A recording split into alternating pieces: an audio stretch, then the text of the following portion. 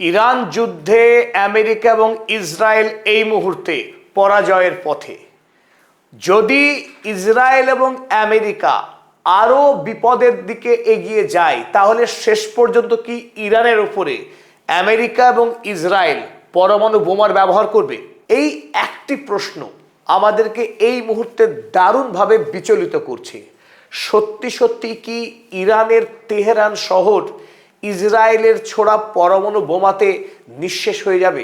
যেভাবে Iran America এবং ইসরায়েলকে প্রত্যাঘাত করছে, গোটা মধ্যপ্রাচ্যে ইতিমধ্যেই সামরিক ঘাঁটি গুড়িয়ে গেছে আমেরিকার। ইসরায়েলের তেল আবিব, হাইফা শহর, আমেরিকার বিখ্যাত যুদ্ধজাহাজ ইউএসএস আব্রাহাম লিঙ্কন ইতিমধ্যেই ইরানের ছোড়া ব্যালিস্টিক মিসাইলে বিধ্বস্ত। ইসরায়েল এবং আমেরিকার যে যৌথ বাহিনী, তার করুণ দশা হয়েছে মধ্যপ্রাচ্যে। তার আধিপত্যকে বজায় রাখার জন্যে ইসরায়েল এবং আমেরিকা, যাদের নিষ্ঠুরতার কোনো সীমা পরিসীমা নেই, যারা নিষ্ঠুরতায় এবং নৃশংসতায় পৃথিবীর সমস্ত ইতিহাস ভেঙেছে, যাদের কাছে এই মুহূর্তে আন্তর্জাতিক আইন খেলনা পুতুলের থেকেও ঠুনকো, সেই রাষ্ট্রকে কি আন্তর্জাতিক আইনের ভয় দেখিয়ে পরমাণু অস্ত্রের ব্যবহার থেকে আটকে রাখা যাবে? সাম্প্রতিক সময়ে ইসরায়েল রাষ্ট্র গাজাতে কয়েক হাজার MK-84 GBU-31 বোমা তারা নিক্ষেপ করেছে।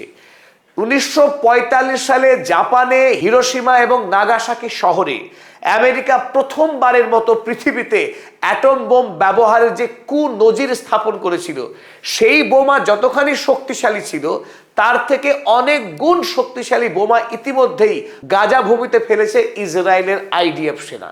সাম্প্রতিক আন্তর্জাতিক যুদ্ধের সমস্ত নিয়মকে ভেঙে আরও একবার ইসরায়েল লেবাননের বেইরুট শহরে হোয়াইট ফসফরাস ব্যবহার করেছে। যে মানুষের গায়ে এই হোয়াইট ফসফরাস পড়বে, সেখানে 840 ডিগ্রি সেন্টিগ্রেড তাপমাত্রা তৈরি হবে। ফলে মানুষের শরীরে পড়লে মুহূর্তের মধ্যে বাষ্প হয়ে যাবে মানুষের দেহ।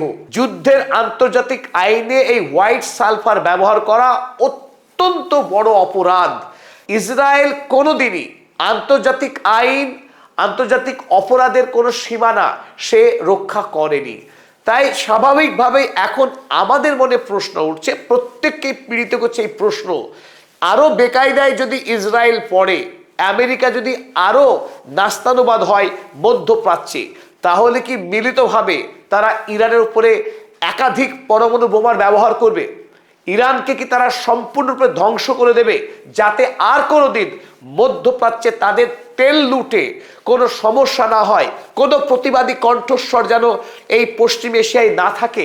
ইসরায়েল যাতে অনায়াসে গোটা মধ্যপ্রাচ্যে তার সাম্রাজ্য গড়ে তুলতে পারে, সেই বিষয়কে নিশ্চিত করতে গিয়ে সত্যি সত্যি কি পরমাণু বোমার ব্যবহার হতে যাচ্ছে? চলুন আজকের এই আলোচনায় আমরা বুঝে নেওয়ার চেষ্টা করি, সত্যি সত্যি এই যুদ্ধের অভিমুখ কি শেষ পর্যন্ত কি পরমাণু বোমার দিকেই? এই ইরানের সঙ্গে আমেরিকা ইসরায়েল যুদ্ধ শুরু করবার পরেই 4 তারিখে আমেরিকা ডুমসডে নামক একটি পরমাণু মিসাইল বোমা বিস্ফোরণ করেছে আমেরিকাতে।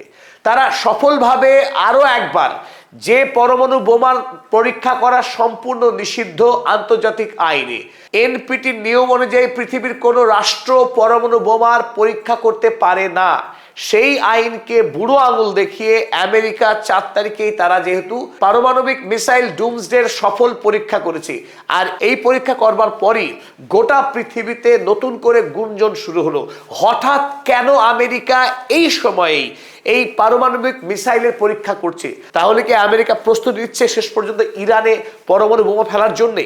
তবে আমাদের অভিমত, যদিও ডোনাল্ড ট্রাম্প মোস্ট আনপ্রেডিক্টেবল, তাকে আগে থেকে বোঝা বড় দুষ্কর। এই মুহূর্তে পৃথিবীর কোনো বিশেষজ্ঞই ডোনাল্ড ট্রাম্পের মাইন্ড রিড করতে পারছে না। তবুও একথা খুব জোর দিয়ে বলা যায়, বর্তমান পৃথিবীতে যুদ্ধের ক্ষেত্রে পরমাণু বোমার ব্যবহার হওয়া ভীষণ শক্ত। বিশেষ করে ডোনাল্ড ট্রাম্প বা আমেরিকার রাজনীতি এই মুহূর্তে যে জায়গায় দাঁড়িয়ে আছে, মার্কিন সাম্রাজ্য সুতোতে ঝুলছে। এই মুহূর্তে আমেরিকার পক্ষে ইরানের ওপরে পারমাণবিক হামলা করা অত্যন্ত কঠিন, প্রায় অসম্ভব একথা বলে রাখা যায়।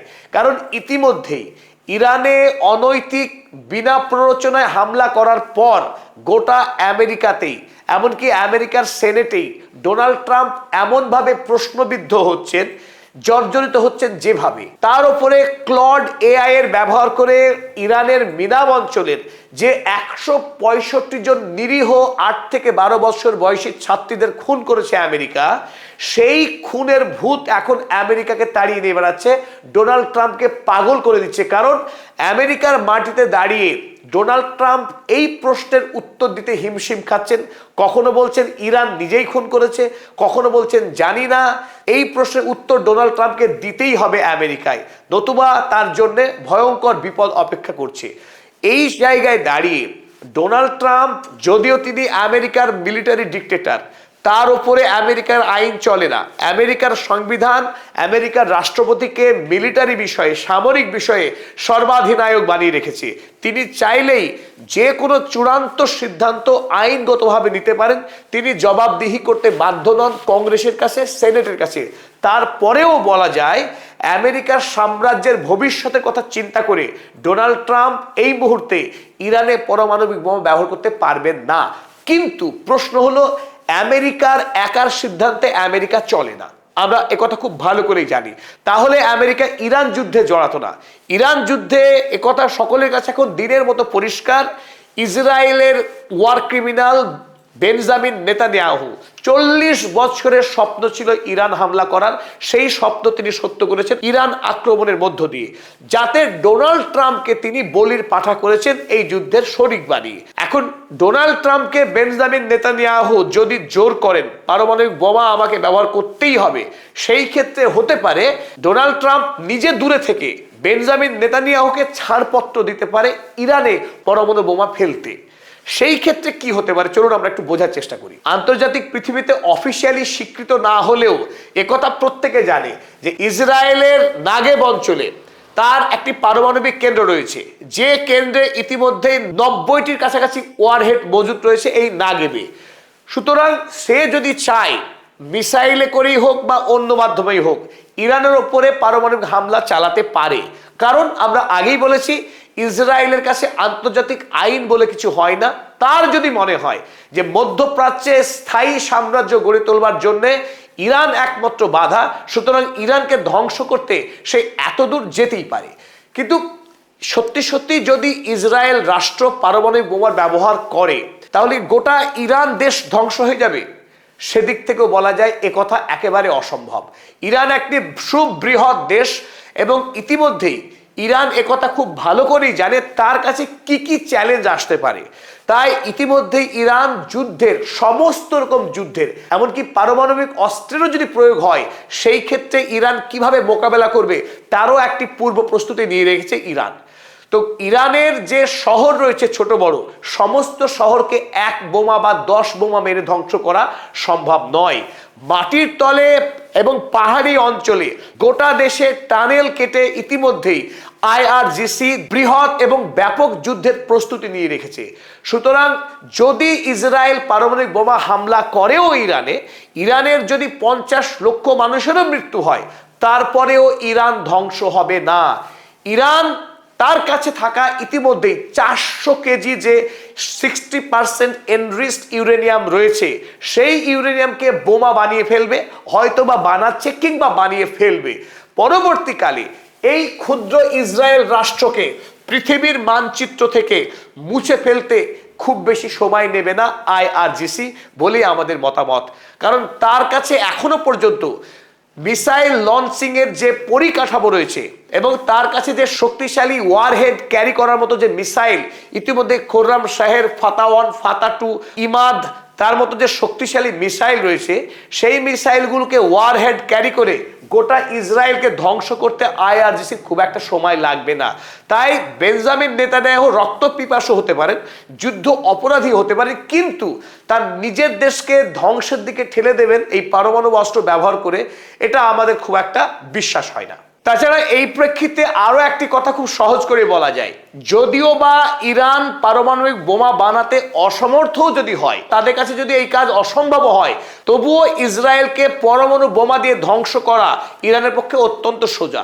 কারণ এই নাগেব অঞ্চল এই নাগেব অঞ্চলে ভয়ঙ্করভাবে যদি মিসাইল হামলা চালানো হয়, এখানেই পরমাণু বোমা বিস্ফোরণ হবে, আর তাদের পরমাণু বোমা দিয়েই তাদেরকে ধ্বংস করতে পিছু পা হবে না ইরান।